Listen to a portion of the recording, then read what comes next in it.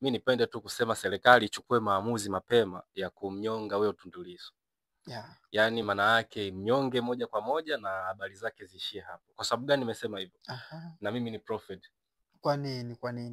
Kwa sababu wakati kwa sababu moja tu kwamba mimi kama prophet ninaelewa mtu akifa anaenda wapi.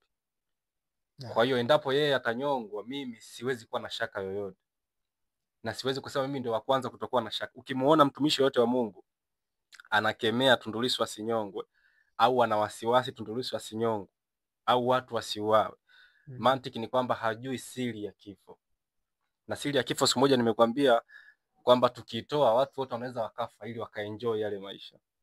Na ukitaka kujua kuna siri ambayo watu wengi hawaijui isipokuwa mtu kutoka mbinguni, tuchukulie mfano Yesu.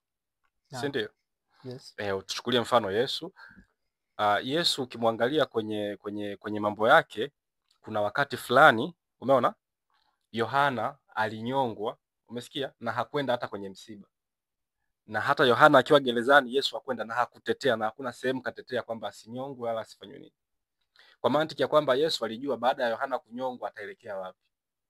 Kwa mimi nina natambua baada ya Tundu Lissu kunyongwa ataelekea wapi. Ndio maana nasema serikali ifanye haraka sana kumuondoa Tundu Lissu. Na hapo unahisi ni vigezo gani sasa ni ambavyo wewe unaona ambavyo yani vimekuinfluence mpaka useme inabidi Tundu Lissu anyongwe? Inabidi anyongwe kwa sababu maana kuna adhabu nyingi ambazo anaweza, kwa sababu ana makosa kiserikali na kimahakama, ana makosa na ndio maana ameshtakiwa na makosa yake hayana dhamana.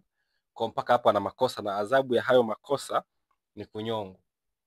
Kwa hiyo mimi sidhani kama kuna haja ya kama watu kama serikali ndio imemshtaki, maana yake mahakama inatakiwa ichukue maamuzi aidha imnyonge au imwachie kuliko kukaa naye. Na kwenye kumnyonga mimi sina wasiwasi, anyongwe.